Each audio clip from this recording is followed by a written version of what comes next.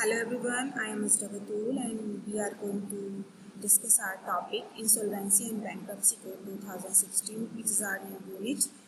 So before we starting the Insolvency and Bankruptcy Code, we have to know what is insolvency and what is bankruptcy. What is the main difference between insolvency and bankruptcy? So what is the situation? We can say that is insolvency. So let's read. What is insolvency? Insolvency is a situation when a debtor cannot meet a financial obligation or he cannot pay back the money to lender on time. So किस situation को हम insolvency कह सकते हैं? Insolvency किसी भी individual की कोई भी ऐसी फाइनेंशियल सिचुएशन हो सकती है जिसमें वो अपने डेट को पे ना कर सके. So insolvency is when an individual is not able to pay or is not able to pay back the money to the lender on time. इसमें लिखा भी हुआ है, मेंशन भी है, he cannot pay back the money to lender on time. So insolvency, I think you are getting what I am trying to say, that what is insolvency? Insolvency is a personal situation, financial situation of an individual. हो सकता है कि वो उसके पास आज पैसा ना हो, वो अपने जो लेंडर हैं उनको बोल दे कि आज मेरे पास पैसा नहीं है, आप एक महीने बाद ले लो. So that situation is insolvency. यानी हो सकता है कि आज नहीं है, कल उसके पास पैसा आ जाए. सो उस वक्त जब उसके पास पैसा नहीं है तो वो खुद को इंसॉल्वेंट बोल सकता है, बट ही कैन नॉट से himself that he is bankrupt. वो अपने आप को बैंकरप्ट नहीं बोल सकता. क्यों? Because insolvency is not a legal term. Please try to understand that what I am trying to say. Insolvency कोई भी legal situation या legal condition नहीं है, कोर्ट से डिसाइड नहीं हुआ है. कोई भी इंडिविजुअल हो, कोई भी कंपनी हो, खुद को उस सिचुएशन में इंसॉल्वेंट बोल सकती है जब उसकी फाइनेंशियल सिचुएशन ऐसी नहीं है कि वो अपनी लायबिलिटीज़ को पूरा कर सके. हाँ, उसके बाद अगर उसकी सिचुएशन ऐसी वो लायबिलिटीज़ पूरा कर सकता है, सो उस सिचुएशन को हम इंसॉल्वेंसी कह सकते हैं क्योंकि वो लिमिटेड टाइम पीरियड के लिए होगी. But what is bankruptcy? Bankruptcy हम कब बोलेंगे? Bankruptcy is a legal declaration of insolvency. Clear हो गया कि बैंकरप्सी क्या है? It is a legal declaration. यानी नॉर्मल लैंग्वेज में अगर हम कहें कि जब कोर्ट आपके कंपनी के ऊपर एक स्टैंप लगा दे, रिटर्न में ये दे दे कि हाँ भाई आप बैंकरप्ट हो, आप you are not able to pay your debt, आप अपना डेट या अपना जो कर्जा है उसको आप पे नहीं कर सकते, आप अब इस लायक नहीं है कि आप इसको पे कर सको. सो यही केस हुआ था विजय माल्या के साथ. विजय माल्या ने क्या किया कि खुद के लिए एप्लीकेशन फाइल की थी कि मैं बाई लॉ बाई कोर्ट मुझे बैंकरप्ट डिक्लेयर कर दिया जाए, जिससे क्या हो कि जितने भी मेरे डेट है, मेरी एसेट्स को सोल्ड आउट होंगे, वो डेट जो है वो पे किए जा सकें. So is that clear? Bankruptcy is a legal declaration but insolvency is a financial situation of an individual. Bankruptcy तब होती है जब कोई भी कोर्ट ये डिक्लेयर कर देती है, डिसाइड कर लेती है और शो कर देती है डिक्लेयर करके कि हाँ ये पर्टिकुलर इंडिविजुअल और कंपनी जो है अब now it is bankrupt. Insolvency की जो लीगल टर्म होती है उसको हम बैंकरप्सी बोल सकते हैं. अब बात आती है, एक पॉइंट आता है कि एप्लीकेशन कौन कौन फाइल कर सकता है. मैंने भी आपको बताया कि जो पर्टिकुलर जो डेटर है वो खुद भी एप्लीकेशन फाइल कर सकता है कि उसको बैंकरप्ट शो किया जाए. क्यों कर सकता है ये भी मैं आपको आगे डिस्कस करूँगी. और उसके अलावा except creditors of the company, जितने भी क्रेडिटर्स हैं वो भी एक फाइल एप्लीकेशन फाइल कर सकते हैं अगेंस्ट दी इंसॉल्वेंट. जो भी इंसॉल्वेंट हुआ है, वेदर इट इज कंपनी और एन इंडिविजुअल, इसके अगेंस्ट एक एप्लीकेशन फाइल कर सकते हैं कि इस कंपनी को या इस इंडिविजुअल को बैंकरप्ट डिक्लेयर करना है. क्यों करना है इसके बारे में हम डिस्कस करेंगे. So therefore it is the last stage of insolvency. Insolvency की लास्ट स्टेज और लीगल टर्म क्या है? बैंकरप्सी. इसमें नोट भी दिया हुआ है. Note: insolvency is a financial situation and bankruptcy is a legal condition. Insolvency may और may not lead to bankruptcy. मैंने आपको अर्लियर बता दिया कि इंसॉल्वेंसी कोई भी फाइनेंशियल सिचुएशन हो सकती है, वह बैंकरप्सी एक लीगल कंडीशन हो सकती है. जो बैंकरप्ट है उसको हम इंसॉल्वेंट कह सकते हैं, बट जो इंसॉल्वेंट है उसको हम बैंकरप्ट तब तक नहीं कह सकते जब तक वो कोर्ट से डिक्लेयर ना हुआ हो. Is that clear? Are you getting this point? what is the bankruptcy and what is the main difference of insolvency. So it is the meaning and difference both. ये डिफरेंस भी हो गया आपको और मीनिंग भी हो गया. आई होप आपको क्लियर होगा कि बैंक्रप्सी क्या है और इंसॉल्वेंसी क्या है. आगे चलते हैं. अब बात आता है साइलेंट फीचर. साइलेंट फीचर जानने से पहले हम ये जान लेते हैं. चलिए पहले इसके पॉइंट्स पढ़ लेते हैं.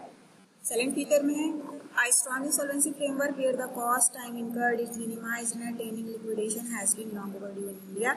इसको रीड कर लेते हैं, उसके बाद मैं आपको वन बाय वन समझाती चलूंगी. Second, it is the fast track resolution process. Third, it improve the recovery of debt and money and reduce the conflict between creditors and the debtor. Higher recovery reduce the NPA. अब क्या होता है, जो हमारे previously जो loss थे, there are so many multiple loss कि जब कंपनी का लिक्विडेशन होता था या कंपनी मार्केट में आती थी जिसके बाद उसे एग्जिट करना होता था, उसको बहुत इश्यूज आते थे उसके सामने. सबसे बड़ी बात है कि उसको टाइम बहुत ज़्यादा लगता था. टाइम कंज्यूमिंग प्रोसेस था. जो प्रीवियसली लॉ थे, प्रीवियस लॉस थे, रेगुलर लॉ थे, वो टाइम कंज्यूमिंग प्रोसेस था. प्लस उनमें जो उनके एसेट्स की कॉस्ट थी वो भी रिड्यूस हो जाती थी. क्यों होती थी? अब देखिए, सबसे पहले हम ये समझेंगे कि IBC 2016 आया. कोई भी कंपनी जब मार्केट में एंटर करती है वो भी एक लीगल तरीके से करती है. कोई एक लीगल वे होता है, लीगल फॉर्मेलिटीज़ होती हैं जब कंपनी क्रिएट होती है और वो मार्केट में एंटर करती है. आप कंपनी अपना बिजनेस रन करती है. एक सिचुएशन वो आती है, कंपनी को लॉसेस होते हैं. अब कंपनी को लॉसेस हो गए, कंपनी के साथ काफ़ी बंदे अटैच होते हैं. फॉर एग्जाम्पल, उसके सप्लायर होते हैं, उसके डेटर्स जो होते हैं, उसके शेयर होल्डर्स होते हैं, उसके क्रेडिटर्स होते हैं, ऑपरेशनल क्रेडिटर्स होते हैं, फाइनेंशियल क्रेडिटर्स होते हैं. फॉर एग्जांपल, बैंक्स जो उनको लोन प्रोवाइड कराती है सभी अटैच होते हैं. अब सप्लायर से वो रॉ मटेरियल ले रहा है, उसको प्रोड्यूस कर रहा है, उसके बाद उसे सोल्ड आउट भी कर रहा है. लेकिन एक सिचुएशन वो आती है कि उसकी कंपनी इतने लॉसेस में चली जाती है कि जितने भी सप्लायर्स हैं वो उनका पैसा पे नहीं कर पाता. जो उसके क्रेडिटर्स हैं जिनका पैसा उसने लिया हुआ है, उधार लिया हुआ है, जो कर्जा लिया हुआ है, उस कर्जे को वो पे नहीं कर पाता. उस सिचुएशन में क्या होता है कि वो ये चाहता है कि किसी भी तरह मेरी कंपनी जो है वो बिजनेस रन नहीं कर पा रही है, एक ऐसी सिचुएशन आ गई है, मैं इस कंपनी को मार्केट से एग्जिट करना चाहता हूँ, कंपनी का लिक्विडेशन करना चाहता हूँ. What is liquidation? Liquidation is the sold out of assets. जब एसेट्स को सोल्ड आउट किया जा सके तो वो क्या सोचता है कि अगर मेरी कंपनी रन नहीं कर पा रही है बिजनेस को ठीक से, लेकिन जो मेरे क्रेडिटर्स हैं उनका मुझे डेट पे करना है, तो वो मैं कहाँ से करूँगा. तो उसके पास एक ऑप्शन आता है कि उसकी जो असेट्स होती है, असेट्स में क्या क्या होता है, उसकी बिल्डिंग्स होती हैं, उसकी प्लांट एंड मशीनरी होती है, फर्नीचर होता है, ये सब उसका असेट्स में आता है. वो क्या सोचता है कि मुझे बैंकक्रप्ट डिक्लेयर कर दिया जाए, उसके बाद क्या हो कि मेरी जो टोटल असेट्स है उसका लिक्विडेशन हो जाए और उससे जो भी पैसा रिकवर होगा उस पैसे से वो जितने भी डेट क्रेडिटर्स हैं उनका डेट पे किया जा सके. सो इट इज़ तो जो हमारे अर्लियर लॉस थे तो उसमें क्या होता था, time consuming periods, time consuming loss थे, वो टाइम कंज्यूमिंग थे. इसमें क्या होता था, मिनिमम मोर देन 4 years लग जाते थे किसी भी कंपनी को लिक्विडेट होने में या कंपनी को एग्जिट होने में. मार्केट में एंट्री करना आसान होता था, बट किसी कंपनी को अगर मार्केट से एग्जिट होना है वो उसके लिए बहुत ही ज़्यादा डिफिकल्ट हो जाता था. तो उन इश्यूज़ को, उन कॉन्फ्लिक्ट्स को, उन प्रॉब्लम्स को ख़त्म करने के लिए इंसॉल्वेंसी बैंक्रप्सी कोड आया. इंसॉल्वेंसी बैंक्रप्सी कोड 2016 ये कोड आया. इसमें एक बॉडी बनाई गई जिसे कहा गया IBBI. और IBBI में ही ये एक्ट जो है, इसमें ये रूल बना कि जो भी कंपनी होगी अगर उसे लिक्विडेट होना है तो उसके लिए टाइम कंज्यूम ना करके शॉर्ट टाइम में ही उसका लिक्विडेशन हो जाए, शॉर्ट टाइम में ही उसके एसेट्स को सोल्ड आउट किया जा सके. और कितना टाइम लगता है किसी भी कंपनी को लिक्विडेट होने में, किसी भी कंपनी को मार्केट से एग्जिट करने में, किसी भी कंपनी के वो अपने आप को बैंकरप्ट शो करके अपने डेट को पे कर सके. सो इसके बारे में भी हम आगे रीड करेंगे. जैसे कि प्रीवियस अर्लियर एक्ट के अकॉर्डिंग 4 साल से ज़्यादा लग जाते थे. आपको शॉर्ट में बता दूं कि अब जो कंपनी थी मैक्सिमम 270 days में उसको लिक्विडेट करना होता था, उसके टोटल असेट्स को सोल्ड आउट करना होता था और उससे डेट की रिकवरी करनी होती. तो IBC 2016 में ये प्रोसेस बना कि मोर 270 days से ज़्यादा टाइम नहीं होना चाहिए. 270 days में भी एक्चुअल 180 days ऐसे थे जिसमें कंपनीज का एक्चुअल लिक्विडेशन होना था उसके बाद आपको 90 डेज एक्सटेंशन मिल जाते थे कि अगर कोई इश्यूज रह गए हैं, कोई वर्क रह गया तो उसको 90 डेज और दे दिए जाते थे। इस तरह से 270 डेज का प्रोसेस होता है। 270 डेज के अंदर अंदर उसे उस कंपनी को लिक्विडेट करना होता है। किस तरह से प्रोसेस होता है, कौन लिक्विडेट करता है, किस तरह से उसकी एसेट सोल्ड आउट होती है, इसके बारे में भी हम इस यूनिट में आगे रीड करेंगे। बट आपको मैं शॉर्ट में बता देती हूँ कि ये कोड आया क्यों, IBC आया क्यों। ये इसलिए आया कि कम से कम टाइम में जो है एसेट्स की जो वैल्यू है, maximising the value of the assets and losses the risk of the debt, जितना भी loss is the risk of the assets value minimisation. Assets की वैल्यू जो मिनिमाइज हो रही थी। अब एग्जांपल है 4.5 साल 4.25 साल अगर लग रहे थे किसी भी कंपनी को लिक्विडेट होने में, किसी भी कंपनी को बैंकरप्सी के बाद उसे सोल्ड आउट करने में उसकी एसेट्स को, तो 4.5 साल 4.25 साल तक क्या होगा, उसकी जो बिल्डिंग्स हैं, एसेट्स में बिल्डिंग है, प्लांट मशीनरी है, तो उसकी जो बिल्डिंग्स हैं, जितने भी उसके प्रॉपर्टी है वो तो क्रैश होगी 4 साल में।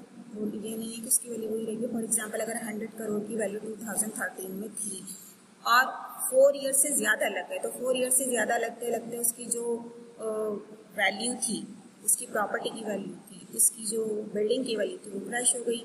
बात आती है फिर प्लांट एंड मशीनरी के सोल्ड आउट करने की। प्लांट एंड मशीनरी तो ऑब्वियसली उस पर डेप्रिसिएशन लगेगा, तो वो उसकी वैल्यू और ज़्यादा डाउन होती चली जाएगी।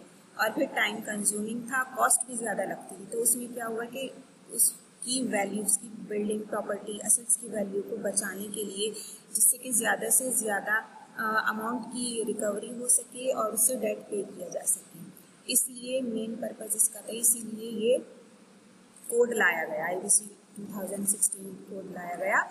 और सेकंड पॉइंट में जैसे इसमें लिखा है, it is the fast track resolution, so it is considered as the fast track resolution process. Fast track obviously के पहले 4.25 साल लग जाते थे, तो आप कम से कम टाइम में, अगर 2013 में 2017 में कोई कंपनी बैंकरप्ट हुई है, तो 2017 में ही उसका पूरा लिक्विडेशन होना, उसका पूरा प्रोसेस होना, उसके लिए भी आगे किस तरह से प्रोसेस होता है, इसमें आपके इंसॉल्वेंसी प्रोफेशनल्स भी इन्वॉल्व होते हैं। आगे इसके बारे में भी हम डिस्कस करेंगे कि इंसॉल्वेंसी प्रोफेशनल, उनकी क्या क्वालिफिकेशन होती है, बात की बात है। तो पहले हमें समझना ज़रूरी था कि ये कोड आया कि इंसॉल्वेंसी क्या है और बैंकरप्सी क्या है।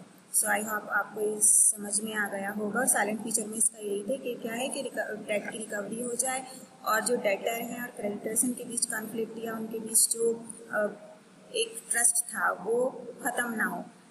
क्रेडिटर्स को भी ये यकीन रहे कि उनका पैसा मिल जाएगा और डेटर्स भी कॉन्फिडेंट रहे कि हाँ उनके सब सोल्ड आउट होगी, अच्छे से अच्छे प्राइस उनको मिलेंगे, उससे वो क्रेडिटर्स का लोन जो है वो पे कर देंगे। और higher recovery reduce the NPA। NPA means non performing assets जो भी थी उनकी वैल्यू को सिक्योर किया जाए, रिजर्व किया जाए, ताकि उनकी लॉसेस कम हो सके, उनकी वैल्यू मिनिमाइज ना हो सके।